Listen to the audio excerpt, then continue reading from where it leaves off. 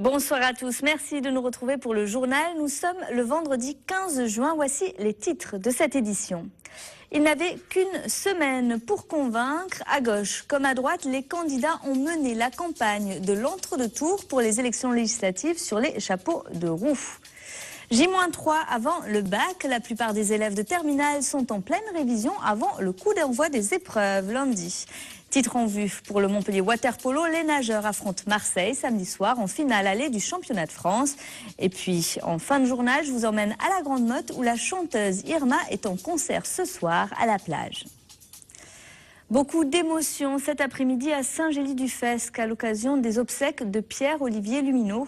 Le jeune hérolté de 27 ans fait partie des 4 soldats tués en mission dans la vallée de Kapisa samedi dans un attentat suicide. Cela faisait 2 mois qu'il était arrivé en Afghanistan. Il a été enterré aujourd'hui dans le village où il a grandi et où vit sa famille. Après le service funèbre, un hommage civil et militaire a été rendu au jeune homme sur la place de l'église. 2 personnes sont mortes et 6 ont été blessées dans un accident de la route à hauteur d'Autignac. Aujourd'hui, en fin d'après-midi, 2 véhicules se sont percutés sur la départementale 909 entre Béziers et Bédarieux. 2 personnes grièvement blessées ont été héliportées au CHU La Péronie à Montpellier. Les 4 autres sont hospitalisées à Béziers. Depuis le mois de février, le Gard est victime d'une série de braquages. À Nîmes, ce sont 8 grandes surfaces et le cinéma Kinépolis qui ont subi des vols à main armée, ainsi qu'une bijouterie à Alès. Jeudi, lors d'une opération coup de poing de la police, 4 personnes ont été interpellées, dont un mineur de 17 ans. 3 d'entre eux ont été mis en examen aujourd'hui pour vol armé en bande organisée. L'enquête doit notamment déterminer plus précisément les braquages avec lesquels un lien pourra être établi. Écoutez. D'abord des modes opératoires qui sont identiques. Ensuite, ce sont des objets qu'on va retrouver éventuellement en perquisition aussi et dont on se rend compte qu'ils ont été utilisés sur plusieurs braquages. Ça va être aussi des recoupements à partir des investigations qui ont été faites qui permettent de dire que telle personne se trouvait à tel endroit, à tel moment, etc. Ça va être aussi le recoupement avec des investigations techniques qui ont été faites sur des empreintes digitales, sur de l'ADN. Donc c'est un ensemble, un faisceau d'éléments qui permettent de rassembler et de faire un lien entre tous ces faits et entre des individus, bien sûr. Et 10 héroltés auraient été interpellés dans une affaire de pédopornographie sur le net jeudi en cause des vidéos et images mettant en scène des adultes et des mineurs retrouvés dans leur ordinateur. En tout, plusieurs centaines de personnes auraient été interpellées dans toute la France. C'est la section de recherche de la gendarmerie qui est en charge de l'enquête. La campagne électorale pour le second tour des élections législatives se termine officiellement ce soir à minuit. Une campagne éclair avec un double objectif, remobiliser les électeurs du premier tour et aller à la pêche aux abstentionnistes. En une semaine seulement, les candidats ont donc multiplié les tractages et réunions publiques en compagnie souvent de soutien de poids. Reportage sur la 9e circonscription de l'Hérault, Jean Brun, Olivier Roiran, Jessica Van Lacterop et Alexandre Fourmanois. 6 points séparent Stéphane Rossignol de Patrick Vignal, arrivé en tête au premier tour avec 34,75% des suffrages de la 9e circonscription de l'Hérault. Une avance certes confortable, mais qui ne suffira pas pour prétendre à un siège à l'Assemblée nationale. Alors à quelques heures de la clôture de la campagne, le candidat PS revient sur les lieux de son enfance pour convaincre dans la partie urbaine de cette 9e circonscription. Alors ici, les arguments sont politiques. Je pense qu'aujourd'hui, il faut revoir la politique, la façon de faire de la politique. Le candidat de droite est quelqu'un qui n'a jamais travaillé, qui a toujours fait que de la politique. J'ai démarré un club de judo à 19 ans. Les valeurs aujourd'hui du terrain, les valeurs de l'échange et du partage doivent revenir au goût de la politique. La politique, c'est pas uniquement du tripatouillage. De son côté, le candidat UMP a préféré terminer sur ses terres à la Grande Motte, la ville dont il est le maire. La mobilisation est forte pour ce dernier meeting. Mais pour convaincre les indécis, l'équipe de campagne de Stéphane Rossignol s'est adjugée un renfort d'importance en s'assurant la présence de Louis Nicolin. Mais au-delà du coup médiatique, l'enjeu est ailleurs, du côté des abstentionnistes. On les a contactés, on leur a téléphoné, on est allé à leur rencontre, on a distribué beaucoup de documents dans les boîtes aux lettres, sur les marchés, et pour expliquer qu'il était essentiel, important d'aller dimanche voter pour ce second tour de scrutin qui va permettre de faire basculer cette élection et de faire en sorte que je l'emporte. Dimanche soir, les deux hommes en sauront plus sur leur avenir politique. Ils auront en revanche bien du mal à savoir laquelle de leurs actions aura décidé de leur sort. Dernière ligne droite de la campagne aussi dans le Gard. Aujourd'hui, 2 membres du gouvernement se sont déplacés dans le département. Le ministre de l'Intérieur Manuel Valls et Cécile Duflot, la ministre en charge de l'égalité du territoire et du logement et patronne d'Europe Écologie Les Verts, est venue appuyer Christophe Cavard, le candidat de l'Alliance entre socialistes et écologistes sur la 6e circonscription du Gard au second tour. Il est opposé au candidat UMP, Franck Proust, et à Sylvie Vignon pour le Front National.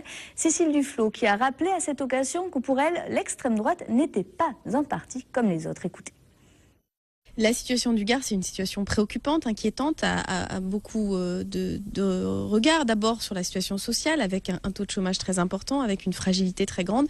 Et sur cette fragilité spéculent à la fois les méthodes et les idées du Front National qui sont pas porteuses de solutions. Et c'est d'abord ça que je voudrais dire, c'est qu'il y a un débat évidemment moral qui consiste à considérer et à expliquer aux gens qu'on a des ennemis et des coupables de la situation plutôt que de s'attaquer à la racine des problèmes. Et ce que veulent les écologistes, c'est bien s'attaquer à la racine de la crise pour apporter à ceux qui se sentent relégués, à ceux qui se sentent traités avec pas le même, pas l'égalité, pas une égalité avec les uns et les autres, des solutions qui soient des solutions concrètes.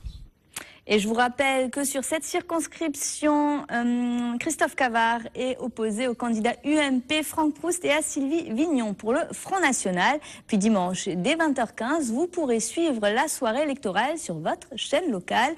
TV Sud se mobilise, résultat et analyse avec Olivier Roiran et Pierre-Paul Castelli.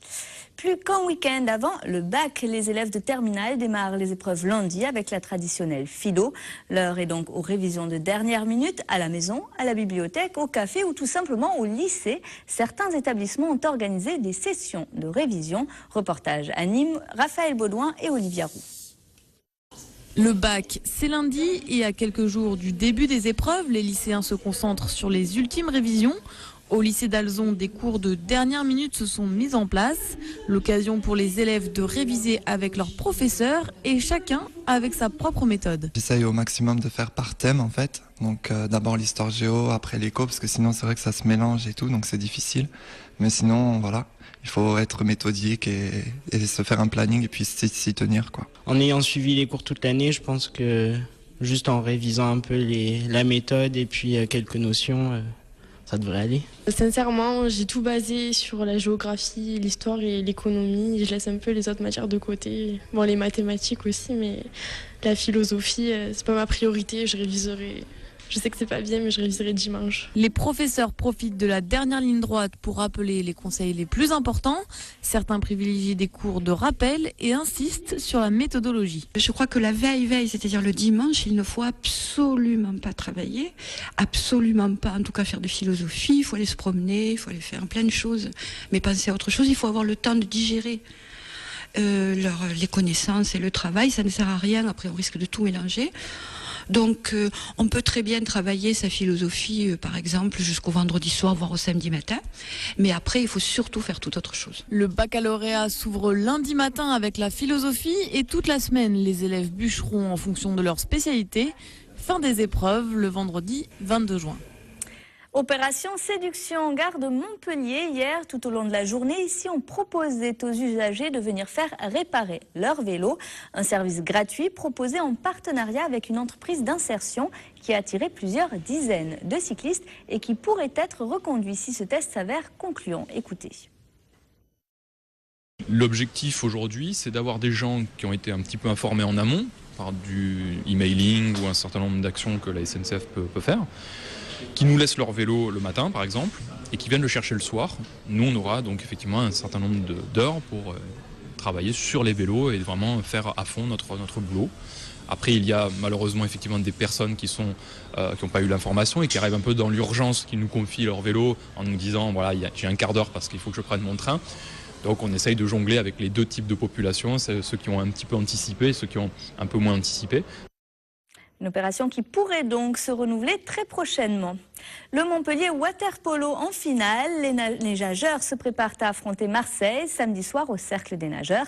Le MWP qui a fini premier de la saison régulière et qui s'est qualifié pour cette ultime manche grâce notamment à une défense intraitable et notamment son portier Gabor Jesbrenic. Son portrait par Olivier Brachard. Il est le dernier rempart de la défense montpelliéraine. Avec son look, le Hongrois Gabor Jesbrenic ne passe pas inaperçu. Dès l'instant que lui va monter dessus, Geoffrey va donner directement au premier poteau à Zelko. Allez. Le Grand Blond évolue à Montpellier depuis 2 saisons. Il a souvent répondu présent lors des grands rendez-vous. Ce qui est intéressant, c'est qu'au début de saison, il était un peu timoré. Puis au fur et à mesure des matchs, dès l'instant que les matchs commencent à devenir durs, il est présent. Pour preuve, ses 21 arrêts lors de la demi-finale retour face à Douai. Une performance incroyable que Gabor relativise en toute modestie.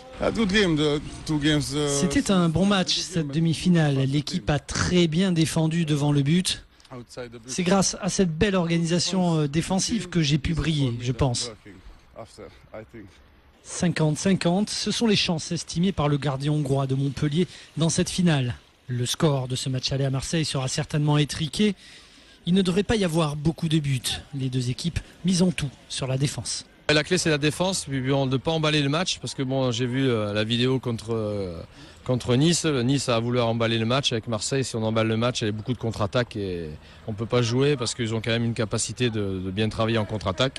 Ce qui a toujours été leur grande force. Et bon, maintenant, nous, on va essayer d'enrayer ça. Gagner au Cercle des Nageurs de Marseille ne relève plus du miracle. Montpellier l'a déjà fait cette saison en championnat. En cas de victoire, Montpellier n'aurait plus qu'à confirmer samedi prochain à Antigone.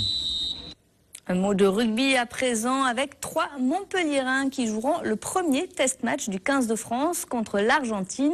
Demain soir, François Trinduc et Fulgence Ouedraogo évolueront face aux Pumas, tout comme la nouvelle recrue du MHR, le jeune première ligne Yvan Voitremez. Puis de son côté, Joanne Codulot quitte le MHR après 15 années passées au club.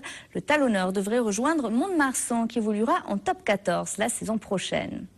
Et avec les vacances d'été qui approchent, les sportifs aussi délaissent la pelouse et le parquet pour le sable. Depuis le 8 juin, le Montpellier Beachmaster s'est installé au bord du Lez, quartier Port-Marianne. Et c'est ce week-end que les internationaux pros montent au filet avec notamment les équipes du Brésil, du Canada, de Norvège ou encore de Cuba. Les terrains de beach volley qui pourraient rester en place, quartier Port-Marianne, tout comme le téléski nautique qui est installé sur le bassin Jacques-Cœur depuis le FIS. 2000 personnes ont déjà testé la traversée du bassin wakeboard. Il suffit de se présenter, on vous prête le matériel, la planche et le gilet. Écoutez. On est complet tous les jours, on passe à environ 40 à 50 personnes par jour. On pense faire l'initiation gratuite jusqu'à la fin de la saison, en fait, pour vraiment faire découvrir ça à tout le monde. Ça permet de démocratiser le sport à tout le monde.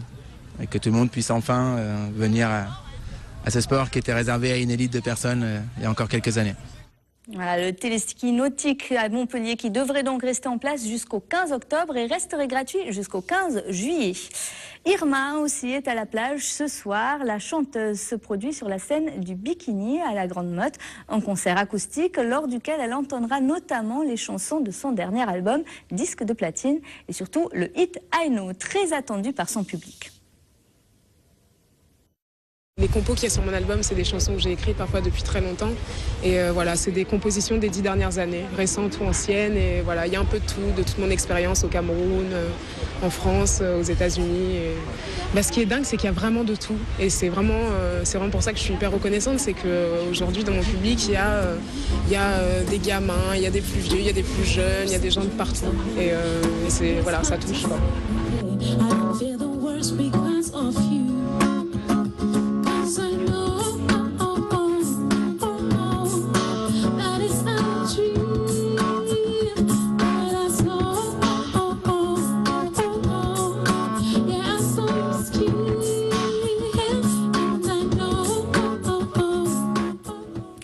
C'est C'est la fin de cette édition. Merci de l'avoir suivi. Dimanche, je vous le rappelle, la soirée électorale de ces élections législatives est sur TV Sud avec Pierre-Paul Castelli et Olivier Roiran. Résultats et analyse dès 20h15 sur le Gard et l'Hérault. C'est sur votre chaîne locale. Quant à moi, je vous retrouve lundi à 12h30 pour le journal de la rédaction. Passez un excellent week-end sur TV Sud.